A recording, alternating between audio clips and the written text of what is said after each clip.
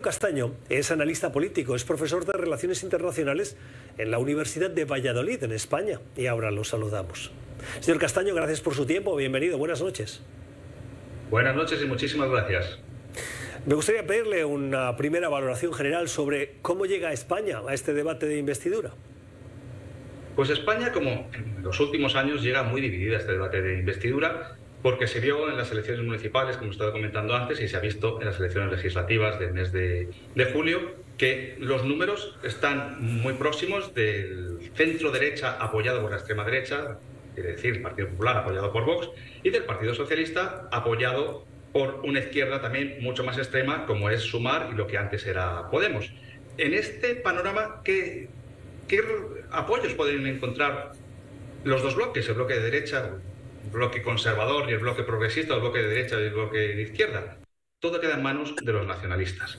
Pero Pedro Sánchez está diciendo vamos a conseguir un gobierno progresista, pero realmente no todos los nacionalistas son progresistas, porque ahí tenemos al Partido Nacionalista Vasco y a Junts per Catalunya, que son dos partidos tradicionalmente de derechas, pero que después de la situación que se generó hace 6 años con el referéndum ilegal del 1 de octubre, en el que el gobierno de Mariano Rajoy aplicó el artículo 155 de la Constitución, que retiraba todos los derechos autonómicos a la Generalitat de Cataluña, esto generó una tensión con el Partido Popular y ahora hace imposible que Junts per Catalunya pueda negociar con el Partido Popular, y por otro lado el Partido Popular no puede negociar con el Partido Nacionalista Vasco, porque para el Partido Nacionalista Vasco una de las líneas rojas es Vox. Vox, un partido situado mucho más a la derecha del Partido Nacionalista Vasco, con unas propuestas que chocan de lleno con las del Partido Nacionalista Vasco, y esto impide que los vascos puedan apoyar al Partido Popular. Por tanto, mañana Núñez Feijóo tiene muy pocas opciones, salvo que haya algún tránsfuga del Partido Socialista, que en algunas situaciones, y estoy recordando en el gobierno regional de Madrid hace ya 20 años, cuando se dio esa situación que dos diputados socialistas votaron a favor de la investidura del candidato del Partido Popular. Pero eso en estas circunstancias parece bastante improbable, y por tanto mañana y pasado mañana vamos a asistir a una investidura fallida del candidato que sacó más escaños en las elecciones, pero que sin embargo no ha conseguido los apoyos parlamentarios suficientes. Señor Castaño, descarta usted el transfugismo, pero dentro del Partido Socialista se han oído voces tan prominentes como las del expresidente del gobierno, Felipe González, o quien fuera vicepresidente del gobierno, quien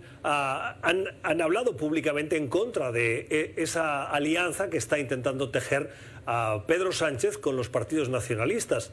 ¿Por qué es absolutamente descartable que haya votos tránsfugas? Se lo digo porque, viendo los datos, el Partido Popular, es decir, Alberto Núñez Feijóo, necesitaría 4 votos, y dentro del Partido Socialista sí hay voces suficientes como para pensar que estarían mucho más cómodos apuntando o votando por Núñez Feijóo que no por un Pedro Sánchez con la alianza de los partidos nacionalistas.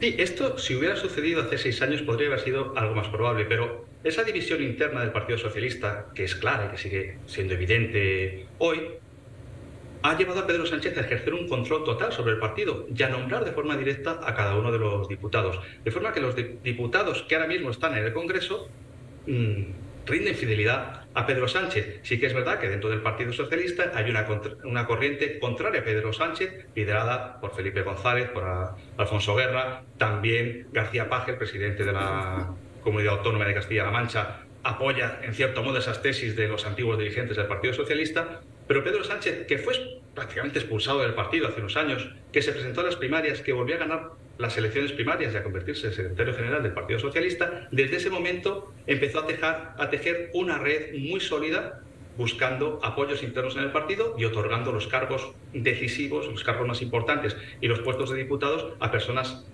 de su confianza. Y por tanto no es previsible que pueda suceder, lo que no quiere decir que pueda haber algún tránsfuga o incluso alguien que se equivoque, como ya ha pasado en otras votaciones, en este caso con diputados del PP que han dado el botón del no cuando tenían que dar el sí. Pero vamos a ver qué pasa. En cualquier caso, esa corriente contraria a Pedro Sánchez dentro del Partido Socialista es una realidad, pero hoy en día no tiene la suficiente fuerza institucional como para que podamos pensar en que se dé esta situación de un transfugismo dentro del Partido Socialista.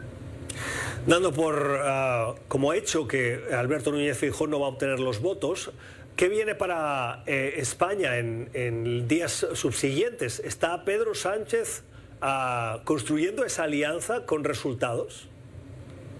Sí, está consiguiendo resultados porque Pedro Sánchez es un superviviente, se dice, un gran estratega y no tiene ningún problema en negociar con Bildu, un partido que viene de la antigua organización terrorista ETA. Es verdad que ETA ya se disolvió hace unos años y que ahora mismo es la apuesta política de la izquierda abertzale, la izquierda del País Vasco, pero que durante mucho tiempo estaba vetado, nadie negociaba con Bildu y Pedro Sánchez ha negociado ya en la última legislatura con Bildu. Para Sánchez no hay ningún problema en negociar con los independentistas catalanes, incluso con aquellos que están huidos de la justicia, como es el caso de Carles Puigdemont, que desde el referéndum del 1 de octubre huyó a Waterloo y que desde Waterloo maneja los hilos de su formación política, y la vicepresidenta del gobierno ha viajado a Waterloo y ha viajado a Bruselas, a Bélgica, para reunirse con Puigdemont y conseguir los apoyos. Es muy probable que la formación de Puigdemont, que está presionando con una amnistía, que se olvide todo lo sucedido en el referéndum ilegal del 1 de octubre, que por las declaraciones que hizo en la ONU la semana pasada Pedro Sánchez, parece que va a ser posible y muy probable que se dé esa amnistía y que se olvide por completo el proceso judicial que se inició después del 1 de octubre. Y eso va a llevar a que Puigdemont, a pesar de que sigue presionando, y no solo con la amnistía, sino también con un referéndum de autodeterminación, y amenazan tanto Junts per Catalunya como Esquerra Republicana con volver a convocar otro referéndum y volver a convocar la independencia de forma unilateral. Es una amenaza que está siempre permanente, pero para Pedro Sánchez lo más importante es garantizar la legislatura de los próximos 4 años, y ha conseguido negociar con estas formaciones, y Alberto Núñez Feijóo ha sido incapaz por la posición del Partido Popular y por todo lo que ha sucedido en el pasado.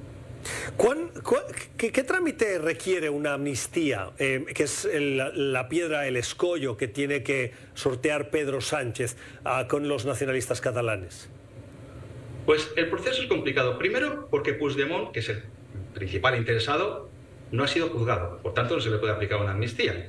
En segundo lugar, sí que hay todavía fugados y algunos que han sido juzgados, que se les liberó de prisión porque se cambió también el Código Penal para eliminar algunos de los delitos de los que habían sido acusados. Por tanto, ya la mayoría de los que fueron encarcelados están en libertad, y hay que ver cómo se elimina todo ese proceso judicial, cómo se puede desarrollar la amnistía. Dentro de la Constitución no hay una fórmula para poder aplicar la amnistía, pero todo el mundo, apelando a esa habilidad que ha demostrado Pedro Sánchez en los últimos años, considera que buscará la fórmula dentro de la Constitución para no llamarla amnistía, pero sí iniciar un proceso legislativo que haga olvidar todo lo sucedido después del referéndum ilegal en Cataluña. Pero ¿cuál es la vía? Porque si alguien no está juzgado y por lo tanto no está condenado, no se le puede amnistiar por un cargo que todavía no le ha sido imputado. Es decir, tal vez sí se le ha acusado, pero no hay un juicio, no hay nada que perdonarle porque no hay una sentencia. Entonces parece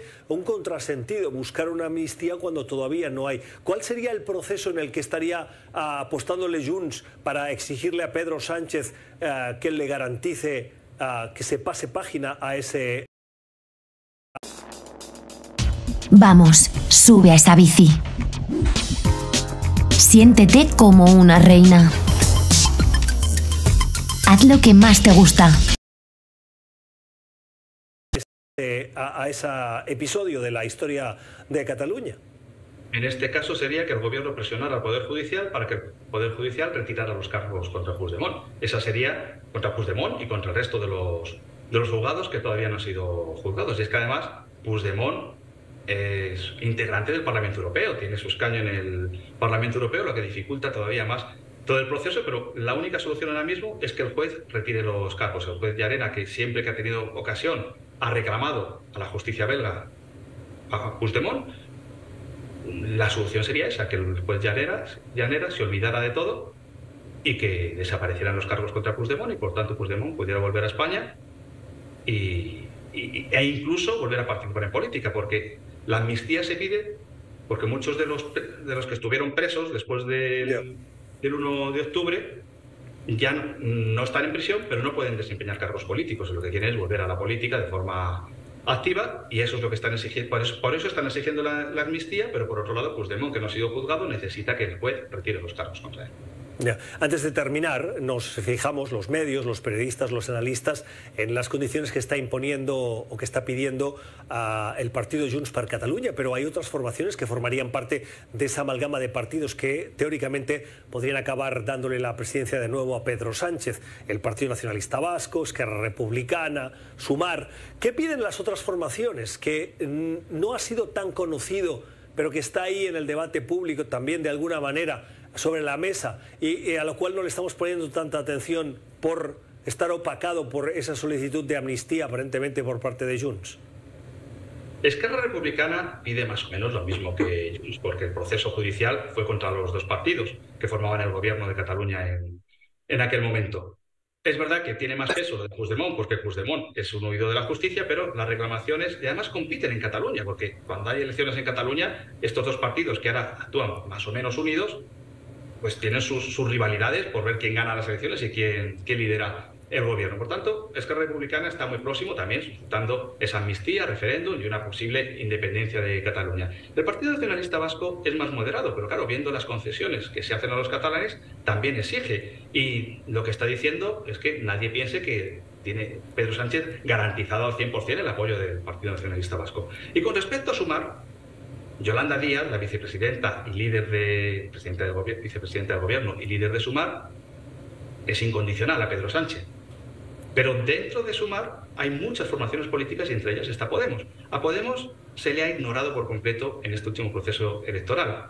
Y Podemos está diciendo que para apoyar a Pedro Sánchez exigen que la que fue ministra, la que es ahora mismo ministra de Igualdad en funciones, continúe siendo ministra de Igualdad en la próxima legislatura. Si no, los diputados de Podemos no apoyarán a Pedro Sánchez. De modo que es muy probable que Pedro Sánchez vuelva a ser el presidente del gobierno de España, pero todavía no tiene todos los apoyos garantizados. Podría haber una sorpresa con Podemos, podría haber una sorpresa con el Partido Nacionalista Vasco.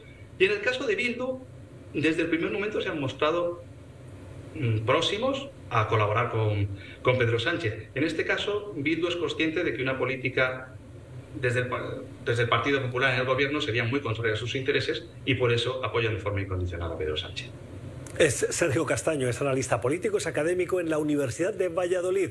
Señor Castaño, gracias por poner luz sobre ese proceso de investidura que comienza mañana durante 2 días para analizar, para votar la posible investidura de Alberto Núñez Feijóo como presidente del gobierno. Feliz noche. Muchísimas gracias. Hasta luego.